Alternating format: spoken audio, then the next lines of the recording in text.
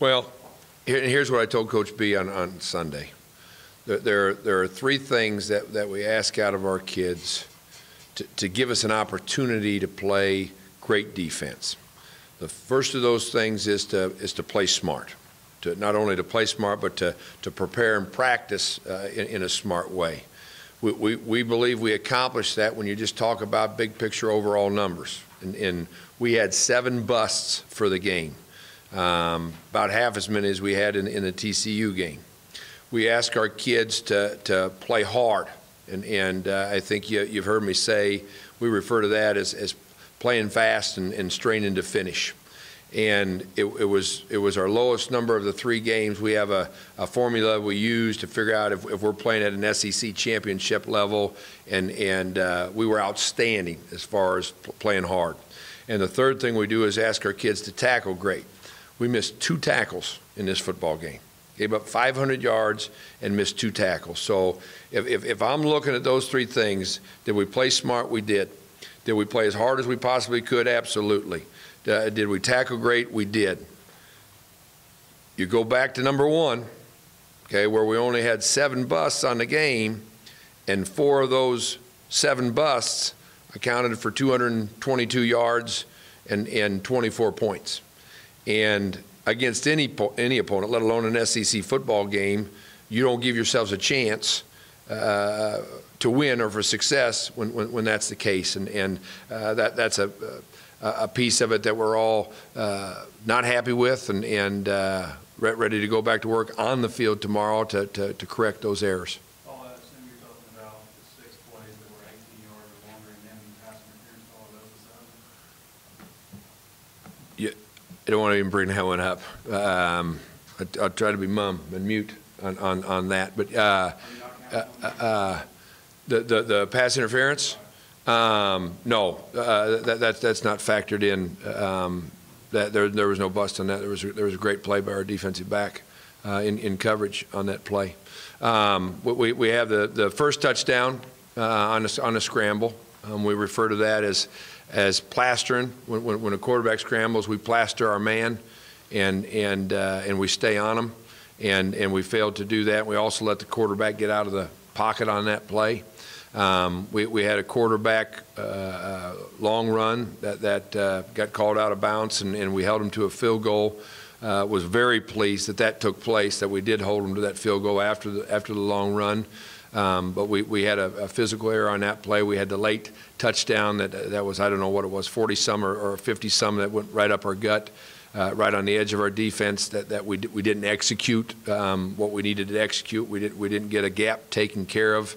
And then we had the other play down, 18-23, whatever it was, touchdown run that we'd made a mistake in a call that needed to be checked at the line of scrimmage based on formation. Those are the plays I'm talking about.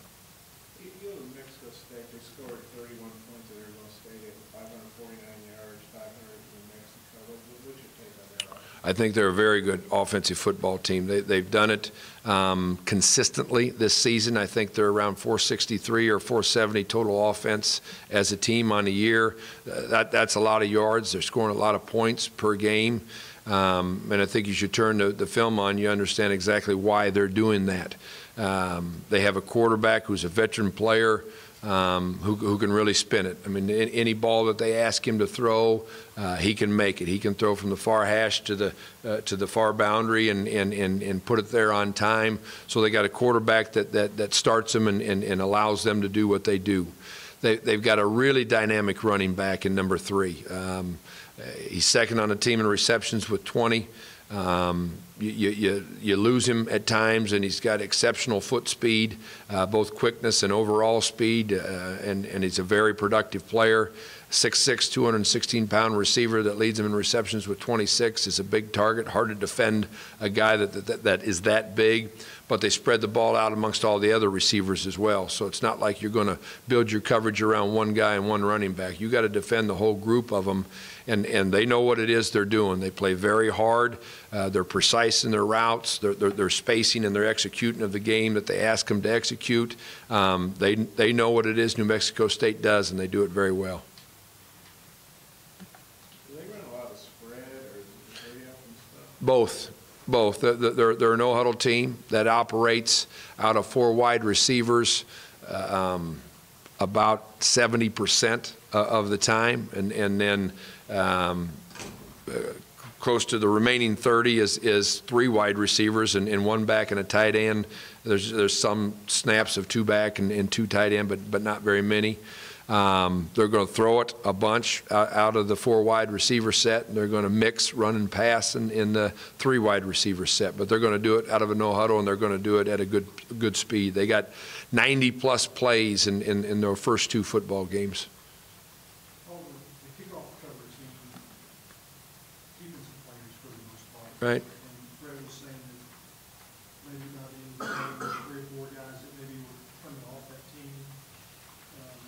Is that something you're involved with? No. Substitution of taking starters off? No, not an overall substitution pattern. You know, we've always believe in the philosophy that special teams are terribly important, and if a guy needs a break, then maybe you need to rep off in offensive or defensive snaps. But we got to keep our people on the field for our special team snaps. I think each individual lead coach of those special teams, and I think you're aware John Scott coaches the kickoff team, but that comes down to Coach Scott and Coach B on making those final decisions. And I think through 3 games, we've been extremely smart about rotating guys, and this year, especially compared to last year, we have more bodies available to us on our team's units.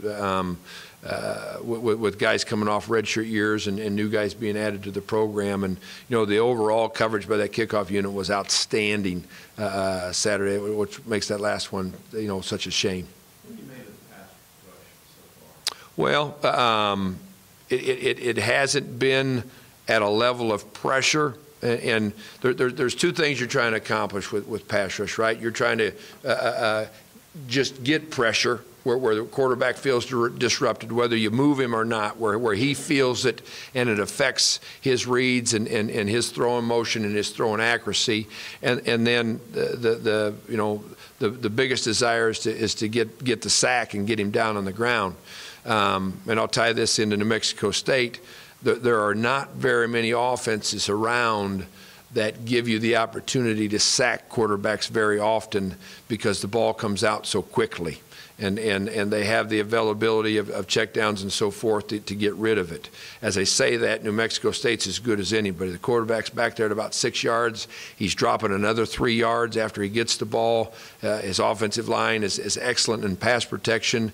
And New Mexico, Arizona State, you see these teams bringing all kinds of numbers to try to get to him, and they don't get any pressure on the quarterback. So we've been operating out of a little bit more 3-man pass rush on some passing downs than we'd like to for this reason or that, and because of that, that's hurt our ability to get a little bit of pass pressure, and something we're addressing. So does that mean you bring the corners up a little bit more, and then also how did Curl do? They really attacked him in that game. Went after him more so than TCU had done in his first start, which was surprising to us that they didn't, but Texas A&M certainly did. I don't know if you saw their pattern of the first play of the possession, how many times they took shots and went after us, not just Cameron, but went after us. Other than the 50-yard pass that he gave up, that he was in position to compete, to finish, I thought he really played a stellar, gave a stellar effort of a cornerback, freshman cornerback in that game. But yeah, he was targeted and they went after him, and that won't be the end of it. And the same will be true with Chevin when he gets in there, and Brito as a younger player as well. And those 4 corners all stand to stay in the rotation. Andre, because of lack of early snaps in this game, conditioning was never a problem, so he was able to play the whole game. The read option, I know I assume that's a big part of your preparation. Mm-hmm. How Yeah. did you do with that? And I think maybe you referred to some checks, and that's what got you in trouble. Yeah, we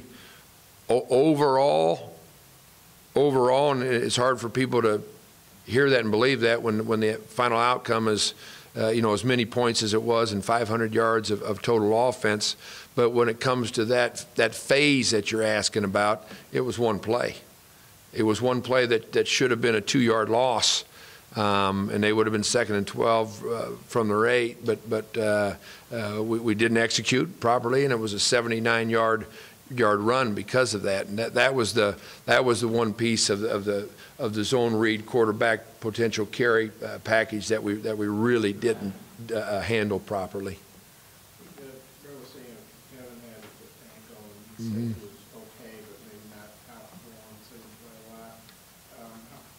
You need to be back for this week. Oh yeah, I anticipate him being back in the starting lineup as our nickel back, and Dre and Josh being able to operate at a safety rotation, and if we need Josh to give Kevin a break, we'll be able to do that as well. So, overall health-wise, we've been pretty good back there. It's the importance on the practice field is where I've felt it the most, where a year ago we didn't have any bodies to practice with. Now we're able to go base, and we're able to go cash, which we refer to as our nickel package as combination, and not wear guys out on the practice field, and that allowed them to be fresh on Saturday. But in that nickel spot, he was going to spend a good deal of time on Christian Kirk, and just where he wasn't at a level that he could have done that as efficiently as we needed him to, and deep down Kevin knew that. He's such a competitor. It really hurt him not being on the field with his teammates, but his sideline leadership was just exceptional. He didn't play snap, did he? Yes, he did. When after the long quarterback run, Josh actually came out. Josh got hit in the ribs, got the wind knocked out of him or something on that play, and Kevin, I think he even finished those 3 plays. Yeah, right there in the red zone from the 10. A guy like Carl gets a tough play like that. Do you talk to him and sort of say, hey, man, that was a tough breaker? How do you handle it? I think young guy or not, if your guys are doing what they're supposed to do and doing it well, you just let them know that that's exactly what they're doing, and encourage them to keep doing it. And I guess Scuda, he was tied to Dre with 14 tackles. How do you think he's doing his first time as a starter? I really thought he had a progressive 2 weeks of preparation for this game. And what I mean by that is I think he improved himself fundamentally as a football player in the last 2 weeks. I think he took his early knowledge of the game plan and really started to apply it. And by the time he got to the 14th day, he arrived and played his best game in the 3 games that he's played so far for us this year. And that's exciting and encouraging for our defense. Yeah, he's when you're facing no huddle offenses, everybody has to get the call, but he's responsible for getting a set, and when he makes the call, everybody responds to him. He's the general, as I like to say, on the field. You started off with the 3 keys, and only having 7 plus. Have you ever had quite a game with that minimal of mistakes, so to speak, and that kind of an outcome? No, and that's why we were angry, to be quite honest with you, on Sunday when we got the chance to see it and see all those numbers. Those numbers are great. A week ago or 2 weeks ago, I talked about good, not great. Those particular numbers are great. 2 missed tackles against that football team, and playing as hard as we possibly did, and having a low number of mental mistakes. Those are great numbers, and to give up as many points as we did in total yardage is certainly not a reflection of that. But when they came at critical times, and they took advantage of a vast majority of them in a big way. And that's SEC football.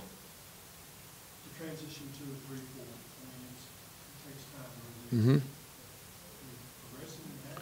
Yeah, we're every week we sort of tweak and not necessarily add, probably tweak more than add, but there are additions coming as the season goes along. I think if you would ask our kids, they're they're quite confident in what it is that we're doing and what we're asking out of them. And that's one of the reasons why they play so hard, because of that. I love them dearly for it, and how hard they're playing and the effort they're giving and how physical they're playing. And you're going to see the improvement continue to be made as the transition takes place. How's the blitz package and what you've been able to do with what you want to do blitz-wise? How's that progression been? Well, blitz packages are there's different definitions there, right? Are you bringing 6? Are you bringing 5? Even 4 can be pressure. And those are affected by a team's ability to run the quarterback and formation you a little bit. So we haven't been in a position, because the offenses we've faced and the tempos that we've faced, to get too extensive yet. We don't want to put our football team in a bad position. We don't want to hurt our own football team, and because of that, that's remained a little bit limited. But it's there. It's a part of it. Thanks, Coach. Thank you.